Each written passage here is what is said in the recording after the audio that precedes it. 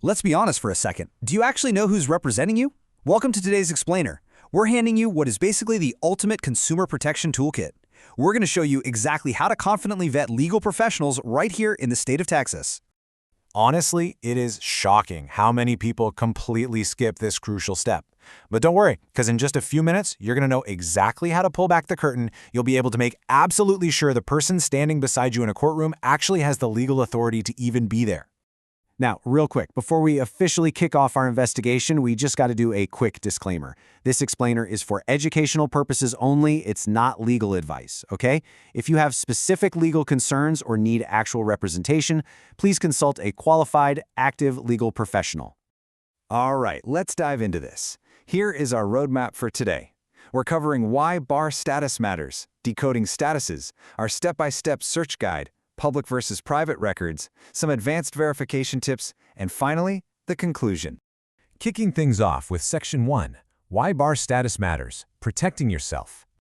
Think about it like this. You definitely wouldn't let an unlicensed surgeon operate on you, right? No way. Well, the exact same logic applies to your legal well-being.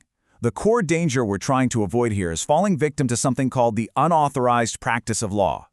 Basically, this happens when an unlicensed individual tries to provide individualized legal advice or draft official pleadings.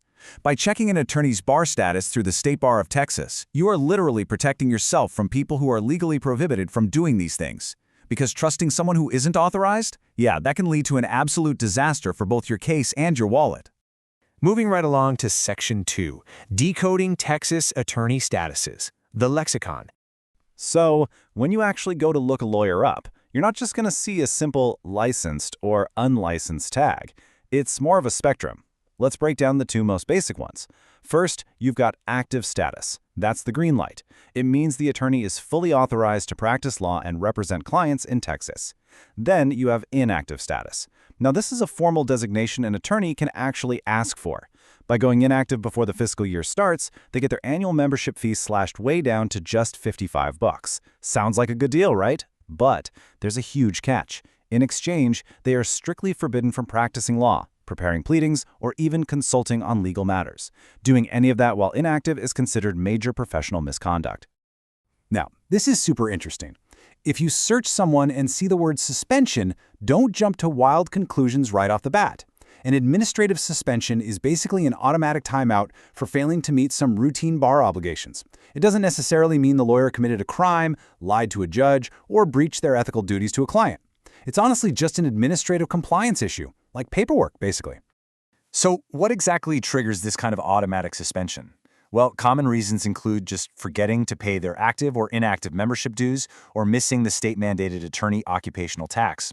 Another huge one is MCLE non-compliance. That stands for Mandatory Continuing Legal Education. Lawyers actually need 15 hours of accredited education every single year. Other triggers, under some of the more modern rules, include failing to pay court-ordered child support, or, if they're a brand new attorney, just missing the mandatory Guide to the Basics of Law Practice course. Okay, Section 3, Step-by-Step Search Guide, the fieldwork. Let's get our hands dirty. I've got to say, I was genuinely surprised by how incredibly user-friendly the State Bar of Texas makes this whole process. First up, you just navigate over to their official website, texasbar.com. Right there, front and center, you'll locate the Find a Lawyer search tool. Now, you can totally just type in the attorney's name, but here's a pro tip for you. Because so many attorneys might share similar names, think of how many John Smiths are out there. It's highly recommended to verify them using their unique bar card number if you happen to have it. Once you hit search, boom, the system generates a super detailed professional profile for you to review. All right, moving to Section 4, Public versus Private Records, the Evidence. And this brilliantly illustrates a really key concept. It is so vital to understand the limits of what you're actually legally allowed to see. Under Texas Government Code Section 5521176, licensed attorneys are legally allowed to keep certain information totally confidential. So on a public profile, you'll see their designated office address and their e-filing info. But things like their home address, social security number, date of birth, and personal email, those are strictly confidential. And on the regulatory side of things, you'll definitely see public reprimands and active suspensions, but you absolutely won't see private reprimands or any pending confidential grievance investigations.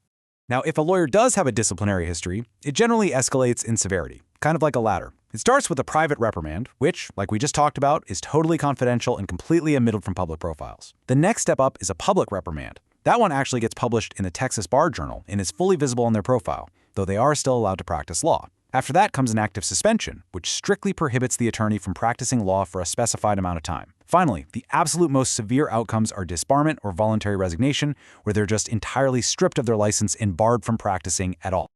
That brings us to Section 5, Advanced Verification, beyond the basic search. Look, if you're dealing with a super complex corporate matter or some high-stakes litigation, you might really want to dig a bit deeper than just a basic web search. The State Bar actually publishes this daily ineligible attorney list, which lists out practitioners who are barred from practicing right now due to administrative or disciplinary reasons. You can also hunt for something called reciprocal discipline. Basically, if an attorney was disciplined over in another state, Texas will very often seek that exact same discipline here. For appellate cases, Texas courts have their own strict independent verification portals you can check out. And lastly, if there's an older public disciplinary judgment that just isn't fully detailed online, you can literally just write directly to the Office of Chief Disciplinary Counsel and request a hard copy of that judgment.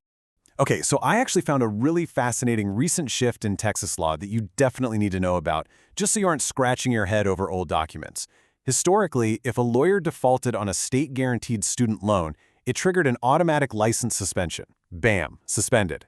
However, back in 2019, Senate Bill 44 was signed into law, and it completely prohibits the state from suspending any occupational licenses just because of student loan defaults. So while you might still stumble across some older administrative documents mentioning a TG default, under contemporary law, attorneys can no longer be suspended for that specific reason. Pretty huge change, right? And finally, Section 6, Conclusion. Verify before you hire.